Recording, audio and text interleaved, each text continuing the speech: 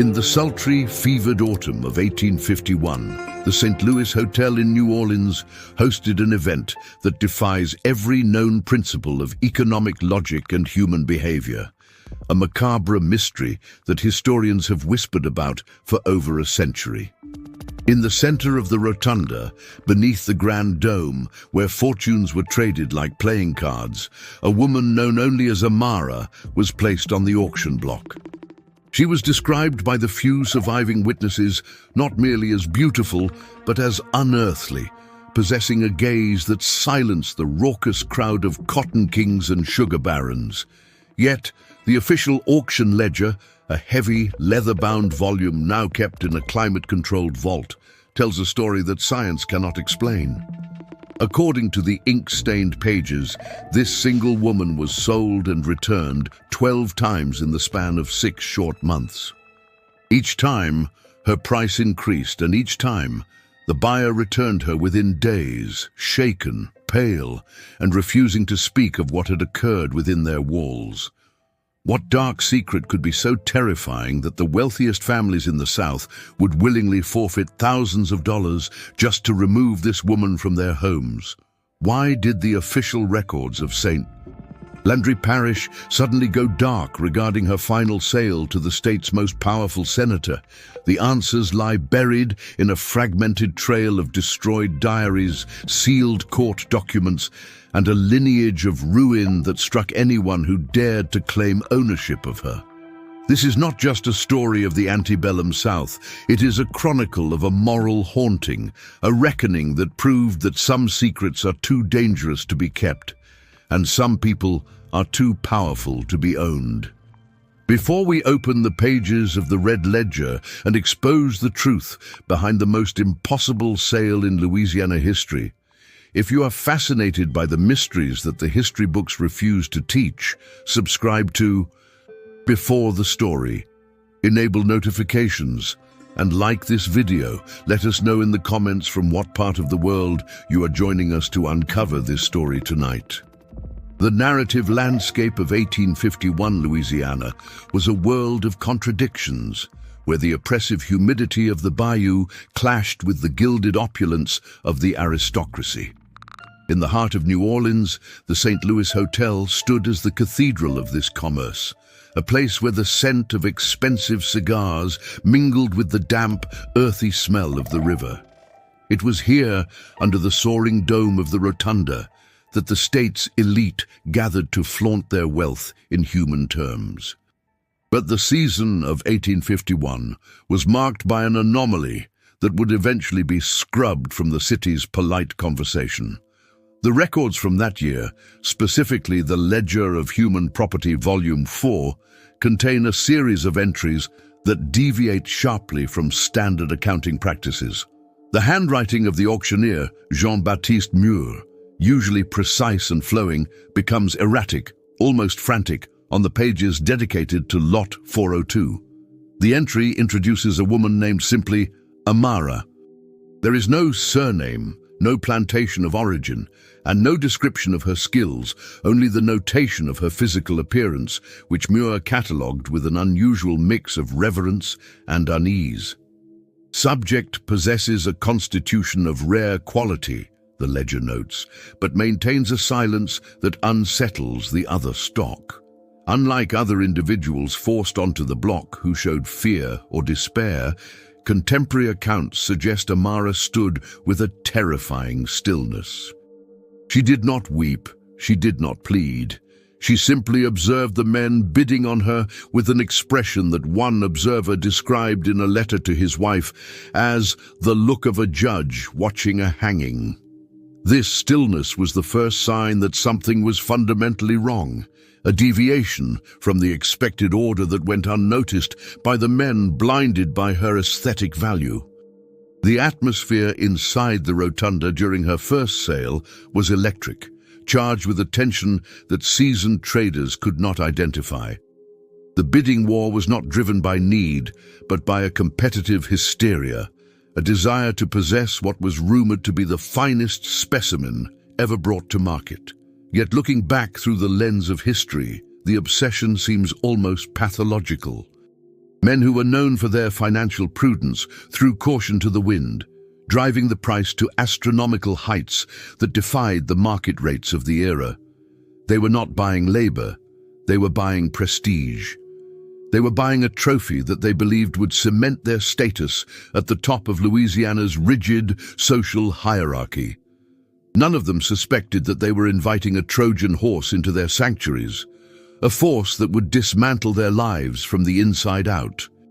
The first purchaser documented in the ledger was Henri Duguay, a cotton magnate whose fortune was as vast as it was rapidly acquired. The transaction is recorded in dry ink. Sold for $5,200 to H. Duguay. Transfer immediate. Duguay, a man known for his brash confidence and lack of superstition, reportedly laughed when a rival bidder warned him about the woman's strange demeanor. He saw only the envy in their eyes, not the warning in the silence of the room. As he led Amara away from the podium, witnesses claimed the air in the rotunda grew suddenly cold, a phantom chill that settled in the marrow of the bones despite the sweltering October heat. This climatic anomaly was dismissed at the time as a draft, but it appears in 3 separate diary entries from that day. Duguay's carriage ride back to his estate on the outskirts of the city marks the beginning of the phenomenon. His personal journals, which survived only because they were confiscated during later bankruptcy proceedings, describe an immediate shift in the atmosphere of his household. He writes of a heaviness descending upon the rooms, a sensation of being watched even when alone.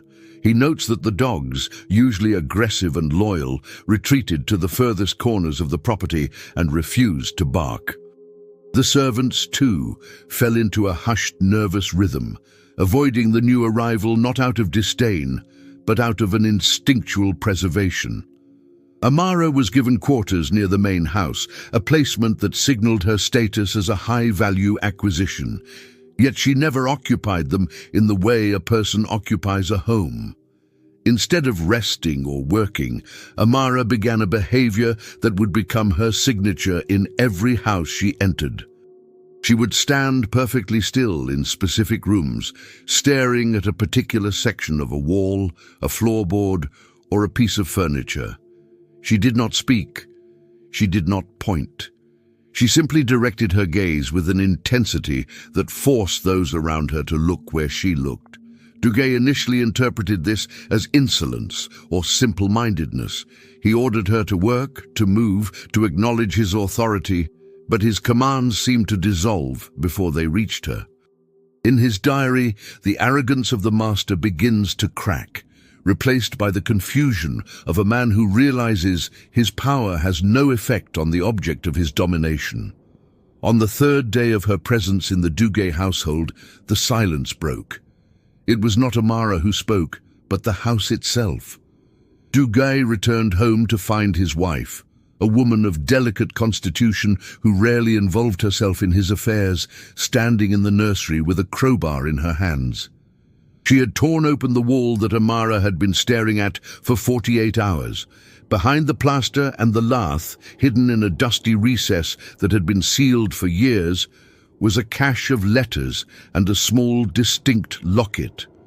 These were not random artifacts. They were concrete proof of Duguay's second family, a mistress and children he had kept hidden in a separate parish, financed by the dowry of the very wife who now held the evidence. The revelation was absolute and devastating. The illusion of the happy, prosperous Duguay marriage evaporated in an instant, destroyed not by a rumor, but by physical proof that had been inexplicably located by a stranger who had never set foot in the house before. Duguay's rage was catastrophic, but it was impotent against the facts. He could not punish Amara, for she had done nothing but look at a wall. She had violated no rule, broken no law, spoken no word of insubordination. She had simply acted as a living compass for the truth that he had buried. The scandal that followed would ruin his social standing, but the immediate reaction was even more telling. Henri Duguay returned Amara to the St. Louis Hotel the very next morning. The ledger entry is curt, written in a hand that shakes visibly. Returned. Defect in character. Incompatible with domestic peace. He forfeited a portion of his payment, a financial loss he accepted gladly just to have her gone. He did not ask for a refund. He asked for an exorcism of her presence. The traders at the rotunda whispered that Duguay had lost his mind, that he had discarded a fortune over a trifle. They did not know that he was merely the first domino in a chain reaction that was about to sweep through the grandest parlors of Louisiana. The return of such a valuable asset should have lowered her market value, yet the laws of economics inverted. When Amara was placed back on the block, the bidding was even more ferocious. The rumors of Dugay's sudden domestic collapse had spread, but perversely, they added a layer of mystique to her. The second buyer was the wealthy sugarcane planter, Louis Fontenot, a man who prided himself on his skepticism and rationalism. He believed Duguay to be a weak-willed fool and saw an opportunity to acquire a legendary beauty at a slight discount. The ledger records the sale at $5,500, a sum that raised eyebrows even among the most extravagant spenders. Fontenot took his prize to his sprawling estate upriver, confident that his iron-fisted management style would curb any defects in character. The Fontenot estate was a fortress of order, built on the backs of 300 enslaved souls and maintained with brutal efficiency. Fontenot's diary, preserved in the archives of Tulane University, documents his initial satisfaction. He describes Amara as docile, noting that she moved with a grace that elevated the aesthetic of his household. However, the tone of the entries shifts dramatically within 48 hours. He begins to complain of a miasma in the air, a sense of suffocating pressure that seemed to radiate from the woman's presence. He notes that she refused to sleep in the quarters assigned to her, choosing instead to stand in the center of the manicured rose garden, staring fixedly at a patch of disturbed earth beneath an ancient oak tree. The staff, sensitive to the unseen currents of the plantation, gave Amara a wide berth. They whispered that she walked with the old spirits, that she was not entirely of this world. Fontenot dismissed these superstitions with the contempt of a man of science, but he could not ignore the behavior of his own family. His youngest daughter, a child of 6, began to speak of the crying baby in the garden, a sound she claimed to hear only when she stood near the silent woman. The distress of the child, coupled with the unnerving stillness of Amara, began to erode Fontenot's patience. He threatened Amara with the whip, demanding she move away from the tree. She turned her gaze upon him, and for the first time, Fontenot felt the true weight of her presence, a judgment so profound it made his hand tremble. The climax of the Fontenot tenure occurred on a Sunday morning, as the family prepared for Mass. Fontenot's wife, driven by a hysterical compulsion she could later not explain, ordered the gardener to dig up the rosebush Amara had been watching.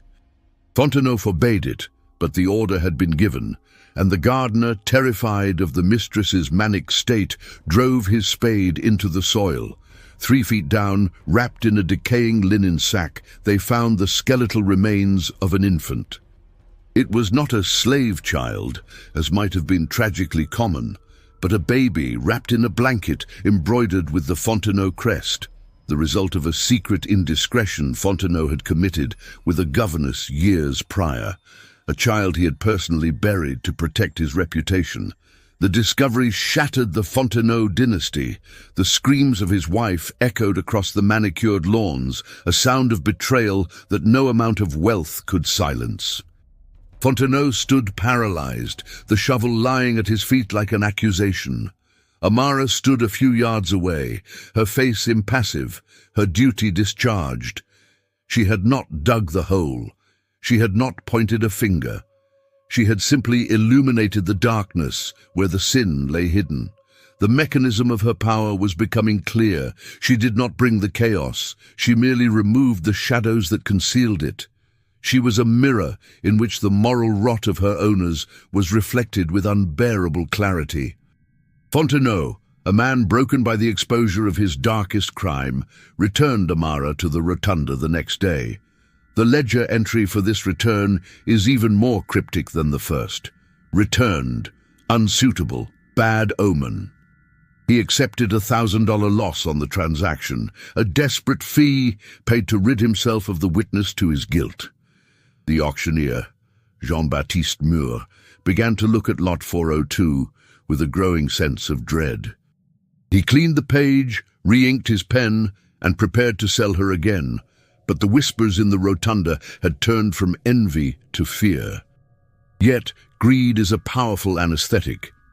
The third buyer, a judge from Baton Rouge named Etienne Leclerc, believed that he possessed the moral fortitude to handle whatever curse afflicted this woman. He was a man of the law, a pillar of rectitude who believed that order could be imposed on any chaos. He purchased Amara for $5,800, convinced that the previous owners were simply men of weak conscience. He brought her into a home that was a temple of legalism, where every book was balanced and every rule was followed. But Judge Leclerc had forgotten that the law and justice are not always the same thing, and his house was built on a foundation of legal fictions. Amara's time with the Leclercs was the shortest of all. She lasted only 2 days. She did not stare at a wall or a garden. She stood in the judge's private study, her eyes fixed on the heavy iron safe where he kept his most sensitive documents. The judge found her there in the middle of the night, standing like a statue in the moonlight. He ordered her out, but she did not move. Enraged, he reached for his pistol, but before he could escalate the violence, his own son entered the room. The young man, curious about the strange woman's fixation, asked his father what was in the safe. The question hung in the air, heavy with a sudden, terrible intuition. The following morning, the judge's son, driven by a suspicion he could not articulate, stole the key and opened the safe. Inside, he found not money but a forged will, the document that had disinherited his cousins and diverted the family fortune to his father. The judge had stolen his legacy with the stroke of a pen, and the proof had been sitting in the iron box for a decade, silent, until Amara's gaze made it scream.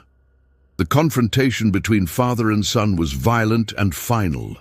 The judge was exposed as a fraud, his reputation as a man of honor decimated by a single piece of paper. Amara was returned to the auction block within the hour. The judge did not even speak to the auctioneer. He simply left her there and fled the city. The pattern was now undeniable. 3 families, 3 secrets, 3 ruins. The legend of Amara had transcended the gossip of the rotunda and entered the realm of folklore. She was no longer just a woman. She was a curse, a wandering conscience that could not be bought, only rented at the cost of one's soul. And yet, the line of buyers did not diminish. It grew. By November 1851, the Red Ledger begins to look less like a sales record and more like a catalogue of social demolition.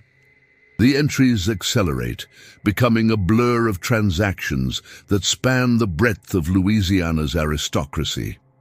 A shipping magnate from Algiers buys her on a Tuesday and returns her on a Friday, after his wife discovers receipts for a secret gambling debt that had leveraged their entire fleet.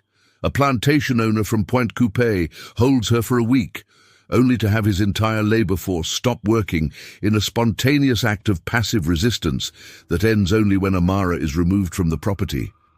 In each case, the chaos is preceded by her silence and her gaze. The accumulation of evidence from this period is staggering. Court records from 5 different parishes show a spike in divorce filings, disinheritance suits, and sudden bankruptcies that correlate perfectly with the dates of Amara's residency.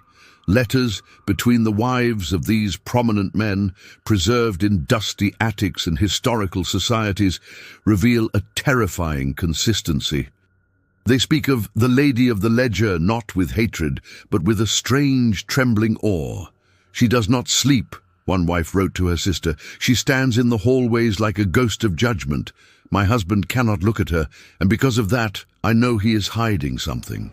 The sheer statistical impossibility of her returns began to attract attention beyond the circle of buyers. The auctioneer, Amara, tried to hide the pattern, using different aliases for her in the catalogue. The Nubian Beauty, the Silent Pearl, the St. Landry Gem, but the buyers knew. They recognized her not by her name, but by the stillness that surrounded her. The price continued to rise, driven by a perverse logic. If she destroyed the man before you, it was because he was weak. If you could tame her, if you could endure her presence without collapsing, you would prove yourself the ultimate patriarch, the man with no sins to hide. This hubris fed the cycle.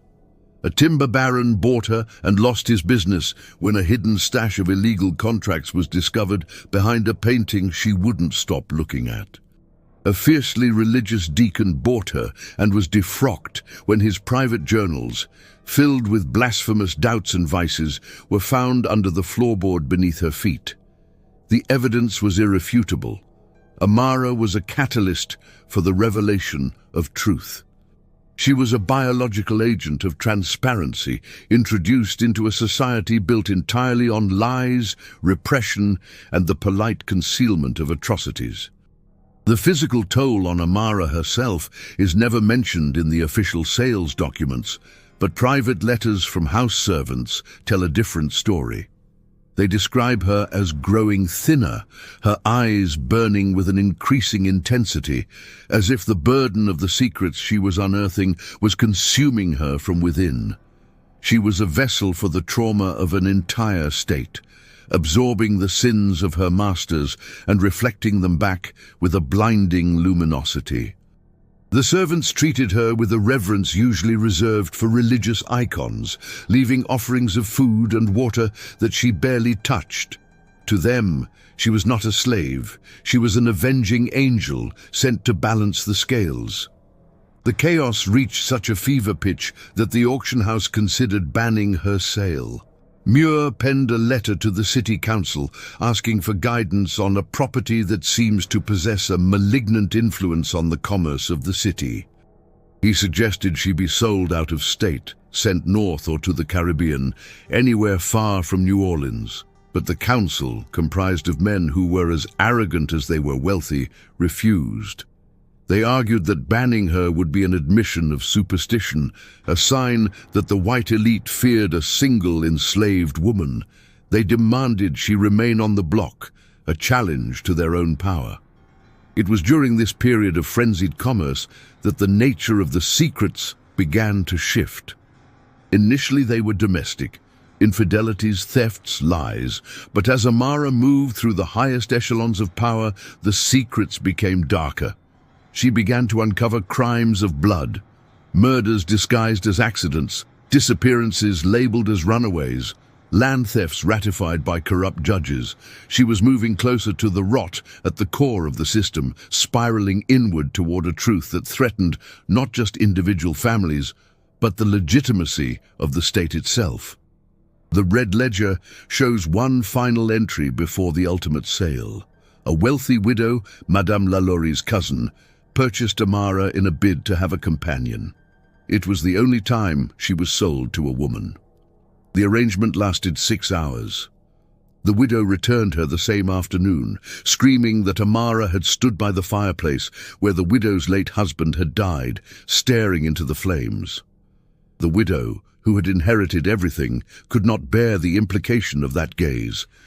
She forfeited the entire purchase price, fleeing the rotunda as if pursued by furies. By December, Amara had been sold 12 times. She had destroyed 12 reputations, ended 4 marriages, and triggered 3 criminal investigations. She was the most dangerous object in Louisiana, a human bomb waiting for a detonator. And yet, the ultimate buyer was already making his way to New Orleans, a man who believed that he alone possessed the power to silence the past. He did not want a servant. He wanted to bury a memory, Amidst the swirling rumors and rising panic, a man of science attempted to rationalize the phenomenon. Dr. Julien Fortier, a Creole physician renowned for his studies on the nervous constitution of the enslaved population, requested permission to examine Amara during one of her brief interregnums at the hotel. His private casebook, a leather-bound volume filled with precise anatomical sketches and clinical notes, offers the first and only medical perspective on the woman who was terrorizing the aristocracy. Fortier approached the examination with the skepticism of a positivist, convinced that the curse was a mass hysteria induced by superstition and guilt. Fortier's notes from November 14, 1851, describe his initial encounter. "The subject presents no physical abnormalities," he wrote. "Heart rate is slow, remarkably steady, no signs of fever, palsy, or mania. Her gaze, while direct, does not suggest the vacuity of the feeble-minded, but rather a hyper-awareness that is clinically disquieting." He attempted to engage her in conversation, to test her cognitive faculties, but she remained mute. It was only when he placed his hand on her shoulder to check for muscle rigidity that he recorded a strange physiological reaction. Upon contact, the subject's skin temperature appeared to drop, and I experienced a sudden, inexplicable vertigo, accompanied by a fleeting visual disturbance, a sensation of seeing smoke where there was none. Dr. Fortier, shaken but determined, formulated a hypothesis that was radical for his time. He posited that Amara was not the source of the chaos, but a passive reflector. In a letter to a colleague in Paris, he theorized, "It is my belief that this woman possesses a nervous sensitivity so acute that she acts as a mirror to the subconscious anxieties of those around her.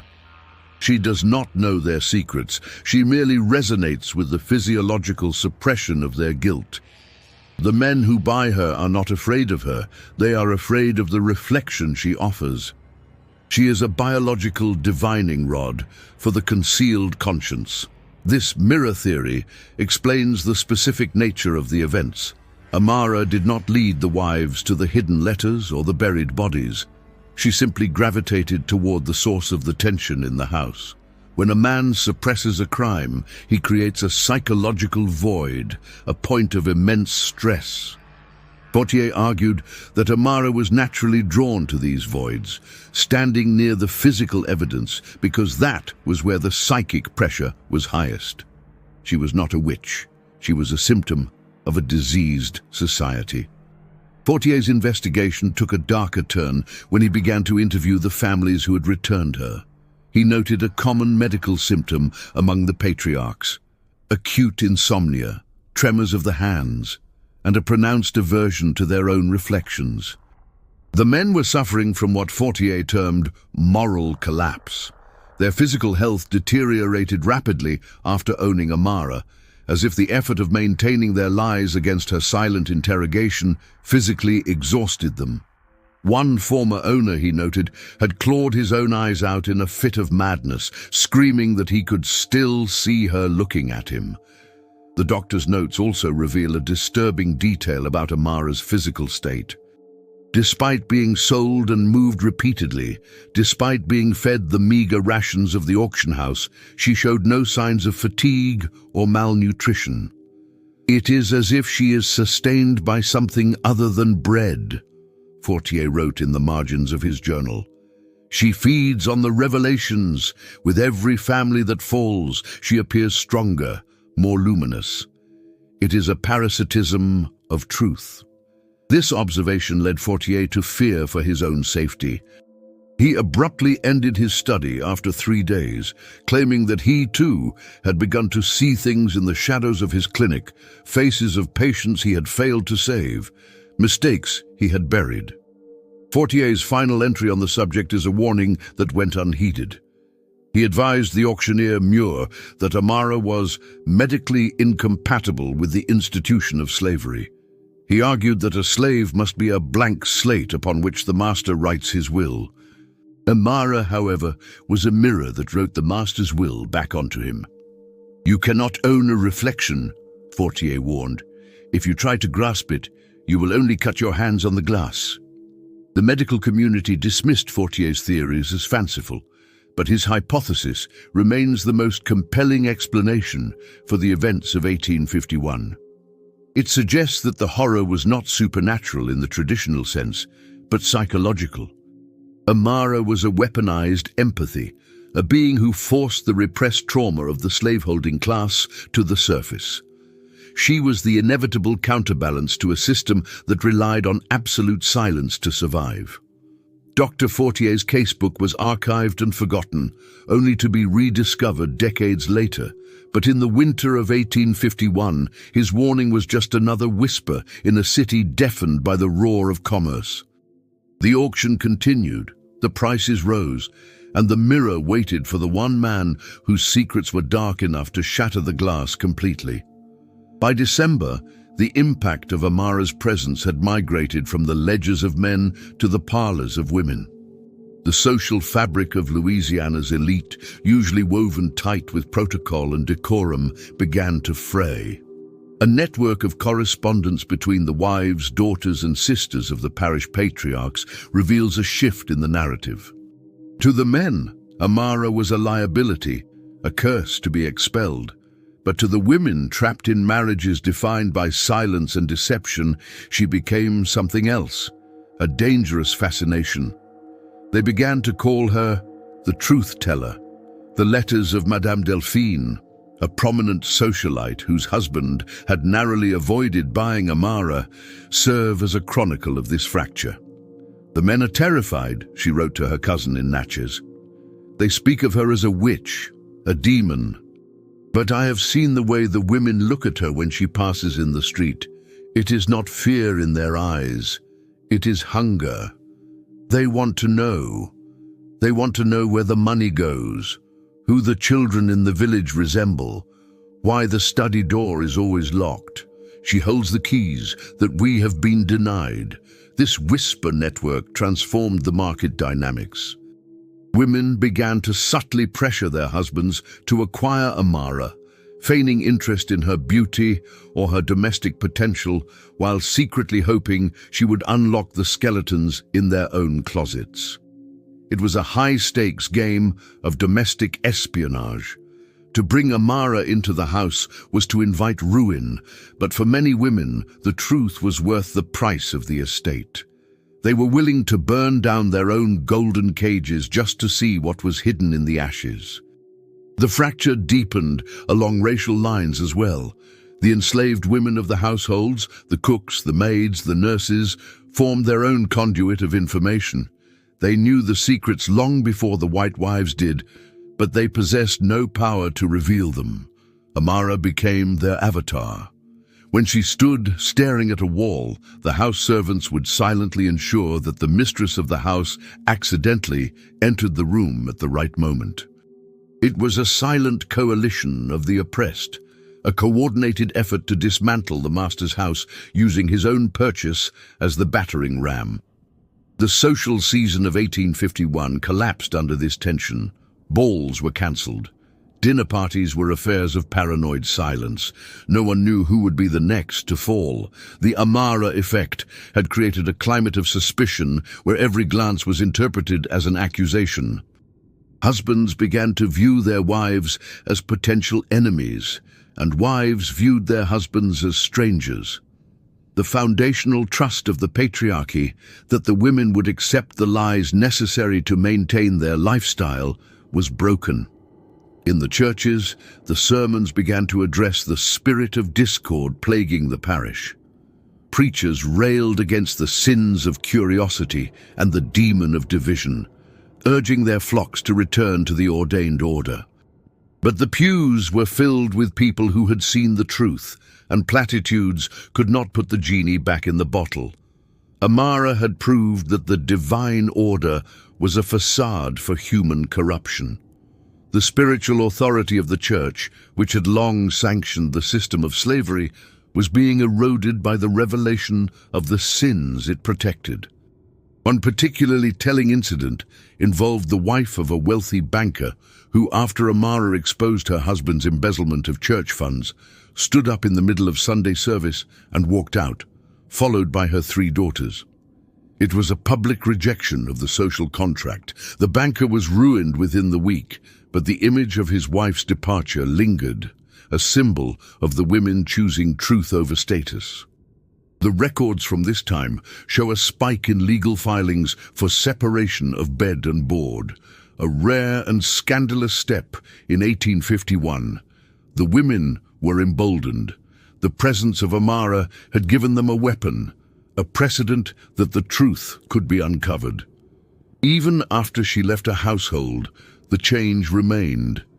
She left behind a legacy of scrutiny.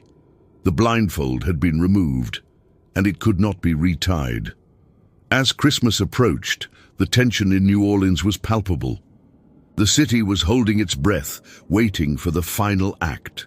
The red ledger lay open on the auctioneer's podium, lot 402 listed one last time. The community was fractured, the families divided, and the stage was set for the entry of a man who believed he was immune to the consequences of his history. Senator Leonidas Thorne was coming to buy the truth-teller, and he intended to silence her forever. On December 20th, 1851, the final sale of Amara took place, an event documented not just in the auction ledger, but in the political columns of the New Orleans Picayune. The buyer was Senator Leonidas Thorne, the Lion of St. Landry, a man whose political influence stretched from the bayou to Washington, D.C. Thorne was the archetype of the Southern power broker, wealthy, ruthless, and outwardly unimpeachable. He purchased Amara for the unprecedented sum of $8,000, a figure that silenced the room. But Thorne did not buy her for labor, nor for prestige. He bought her to break the legend. Thorne's motivation is laid bare in a letter to his campaign manager, written the night before the auction. "This superstition has gone on long enough," he wrote. "The fools of this city are frightened by a slave woman's stare. I will purchase her, I will break her spirit, and I will show these cowards that power resides in the will of the master, not the whims of the property. By Sunday she will be scrubbing my floors. By Monday the legend will be dead." It was an act of supreme arrogance, a public challenge to the curse that had claimed his peers.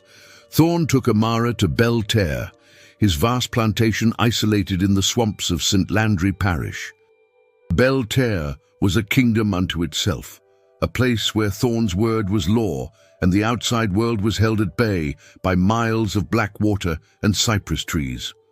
The estate was rumored to be built on land that had been acquired under dubious circumstances decades earlier, but no record of the transaction existed in the parish archives that Thorne himself controlled. Upon her arrival at Belle Terre, the atmosphere of the plantation shifted instantly. The overseers, brutal men hand-picked by Thorne, reported a sudden unease among the field hands. "The work song stopped," one overseer recorded in the plantation log. "The silence is louder than the singing."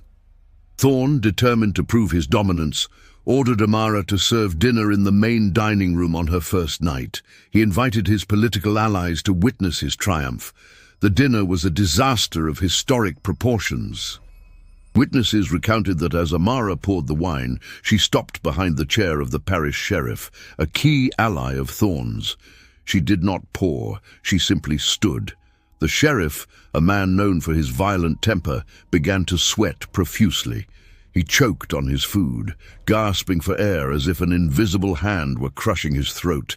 He fled the table, knocking over his chair. Thorne, enraged, ordered Amara to leave, but she turned her gaze on him. For the first time, the senator felt the cold fire that Dr. Fortier had described. The irrefutable evidence of Thorne's vulnerability came 2 days later. Thorne found Amara standing in the ruins of an old sharecropper's cabin on the edge of his property, land that was supposedly fallow. She was staring at the ground. Thorne ordered her dragged away, but the spot she had marked could not be ignored. His wife, Eleanor Thorne, who had watched the arrival of the witch with deep trepidation, walked to the site after Thorn had left.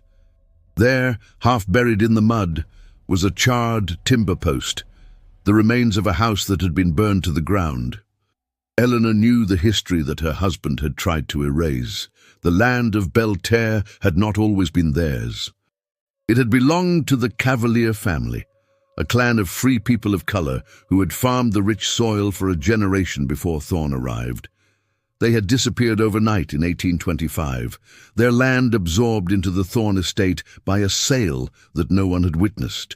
The charred timber was the physical proof of the fire that had consumed them.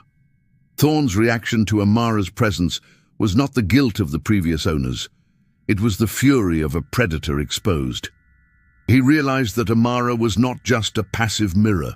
She was a pointer. She was guiding the eyes of the living to the graves of the dead. The sheer specificity of her knowledge, locating the exact site of the Cavalier homestead in 1,000 acres of swamp, was impossible, unless she remembered. The impact on Thorn was rapid deterioration. His journals from this week show a descent into paranoia. He began carrying a pistol in his own home. He fired the overseers, believing they were conspiring with the woman. He stopped sleeping. The Lion of St. Landry was being hunted in his own den, not by a pack of wolves, but by a silent woman who refused to look away. The irrefutable evidence was no longer just a ledger or a letter. It was the land itself, crying out against him. The collapse of authority at Belterre was total and swift. By the fourth day, the plantation had ceased to function as an economic unit. The enslaved population, sensing the shift in power, engaged in a silent mutiny. Orders were misunderstood, tools were lost, gates were left open. The hierarchy of fear that Thorn had meticulously constructed was dissolving because the source of the fear had shifted. The master was afraid, and his fear was contagious. The domestic sphere collapsed first. Eleanor Thorn, a woman who had spent 20 years perfecting the art of willful ignorance, crossed the Rubicon.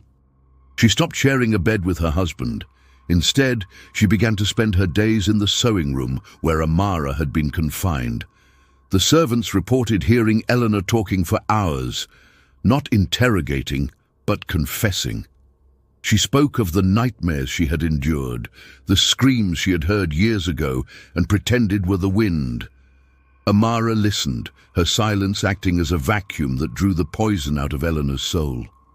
The collapse extended to the staff. The head housekeeper, a formidable woman named Sarah who had served the Thorns for decades, stopped enforcing the senator's rules. She unlocked the pantry, she allowed the field hands extra rations, and most dangerously, she allowed Amara to walk freely through the house at night.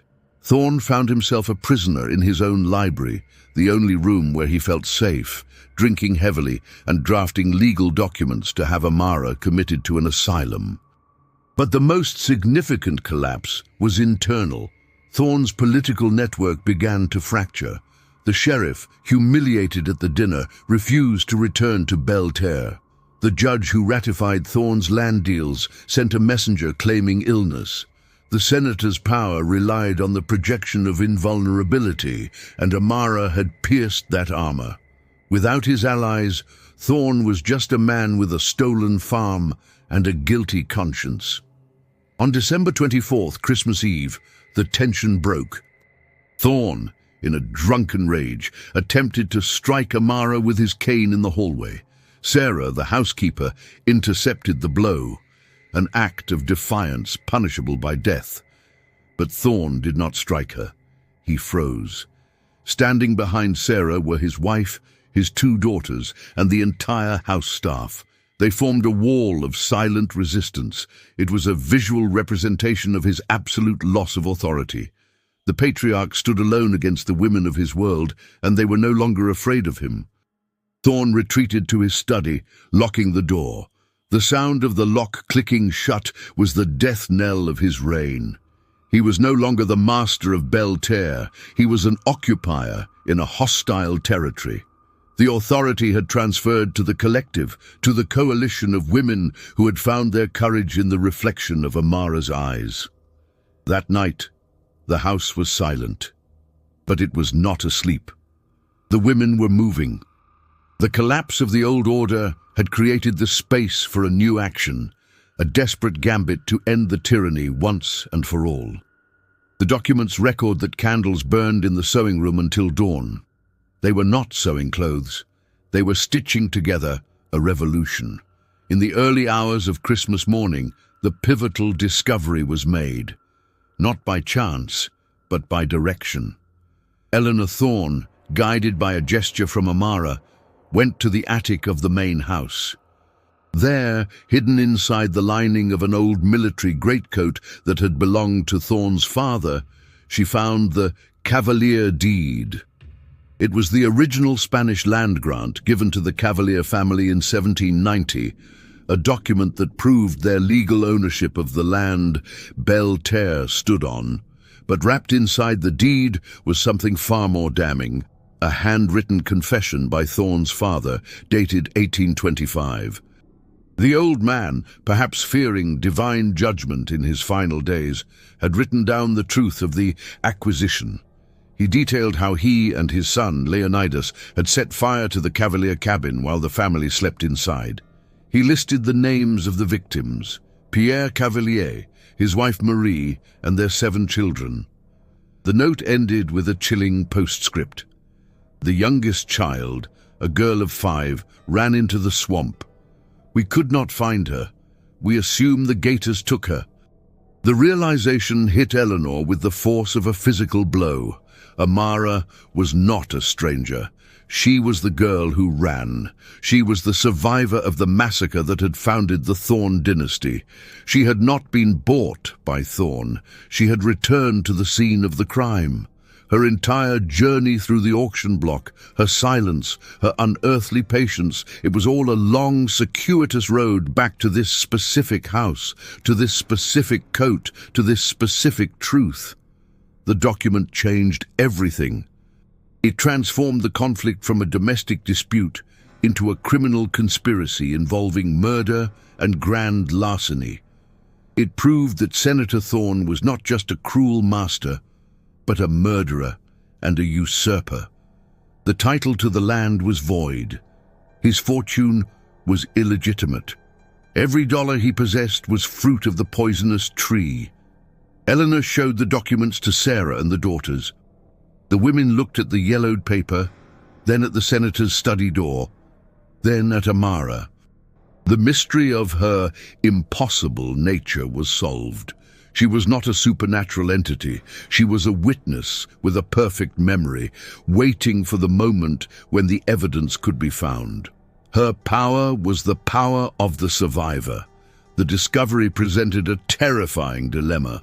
To reveal the documents was to destroy the family, to plunge them all into poverty and scandal.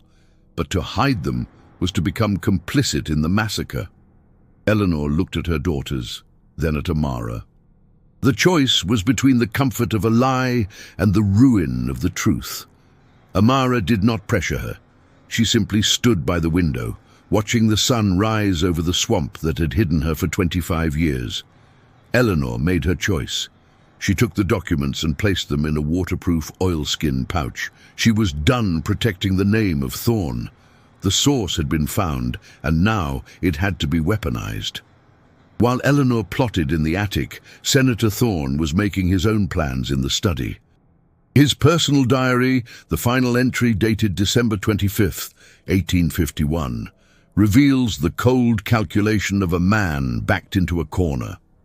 "The situation is untenable," he wrote in his sharp, angular script. "The woman knows.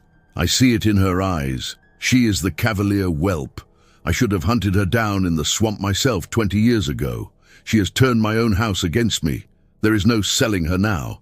She is too dangerous to let live. She is a contagion." Thorne outlined his plan with forensic detachment. He would stage a hunting accident. He would take Amara into the swamp under the pretense of punishing her for an infraction. There, deep in the cypress groves, he would end the threat.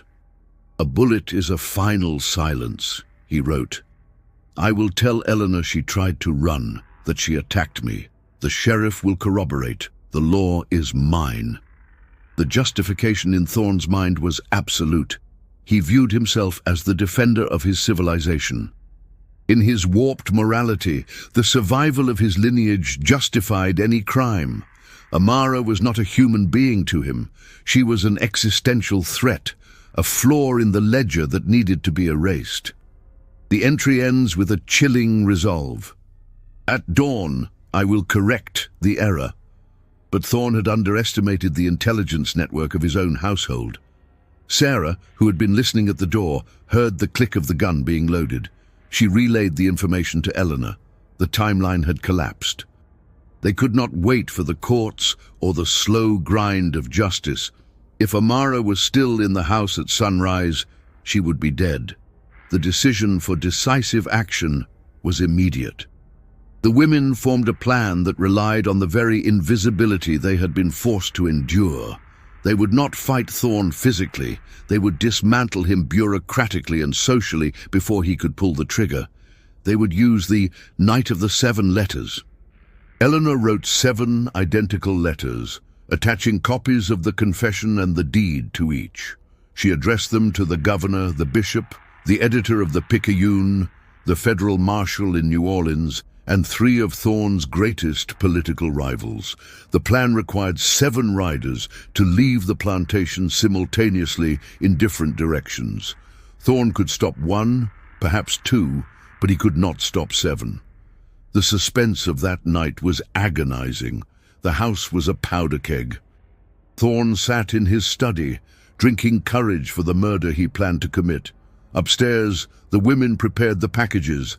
Outside, the stable hands, alerted by Sarah, quietly saddled the fastest horses. It was a conspiracy of the righteous, a unified front of white and black women, servants and mistresses, working together to save the life of the one woman who had saved their souls.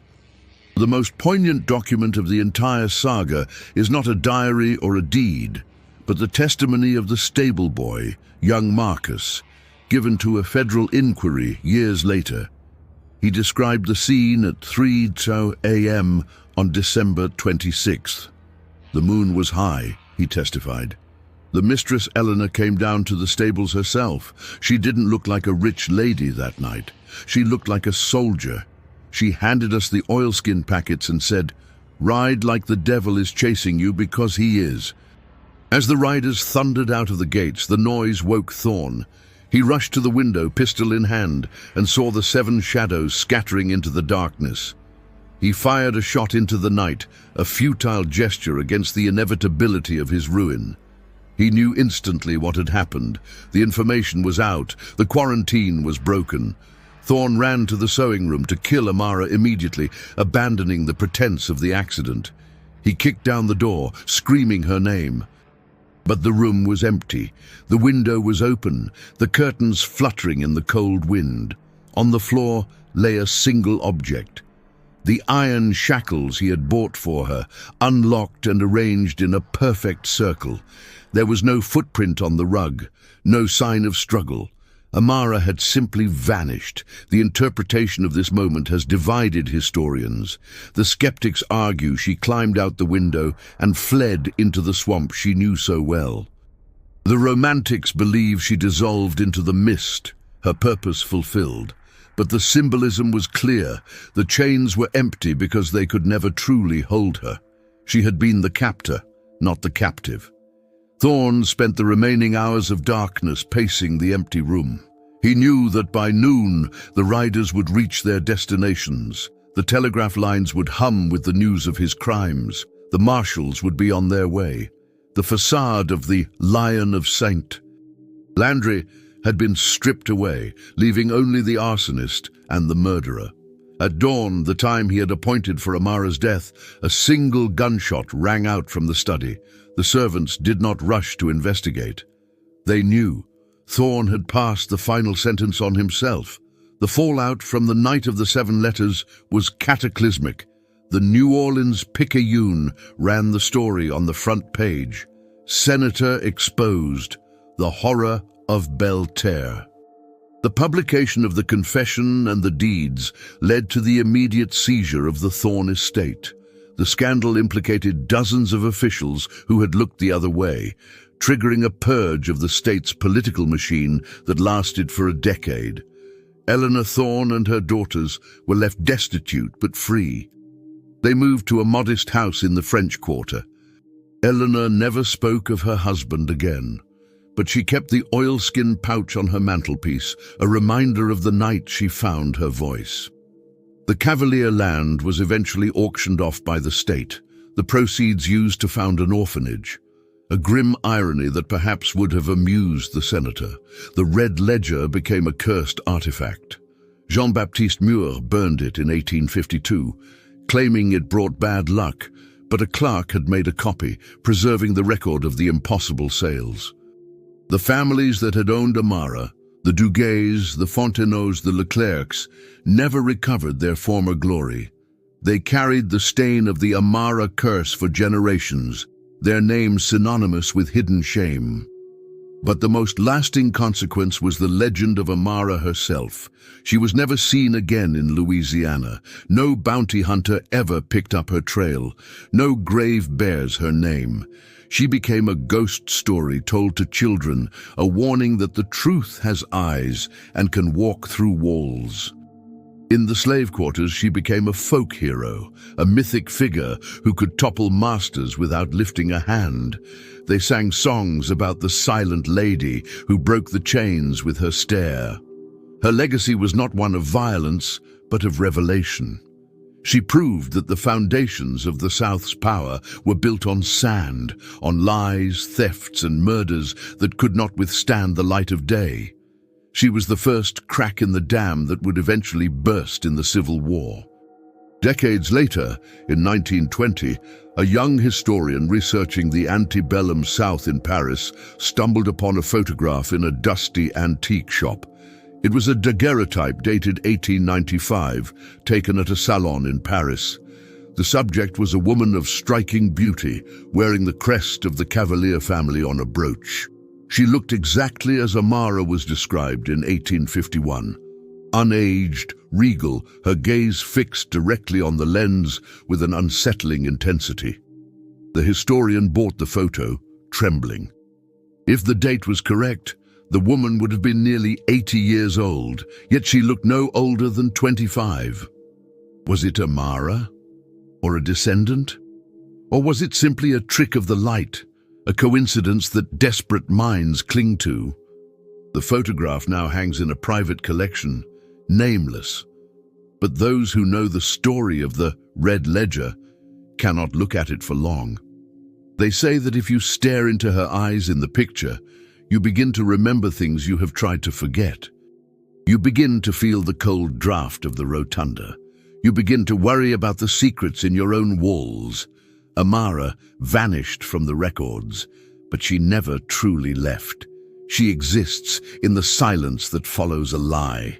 She exists in the fear of the powerful when they hear a floorboard creak. The impossible secret was not that she was sold 12 times. It was that she was never really for sale at all. She was the bill coming due, and somewhere perhaps the ledger is still open. History is filled with empty shackles and burned diaries, fragments of truth that survive the fires of those who try to erase them. If you believe that justice is a force that transcends time and that the past is never truly dead, join our community. Subscribe to Before the Story. Hit the like button and share this video with someone who needs to know the truth. The archives are deep, and we have only just begun to dig. See you in the next investigation.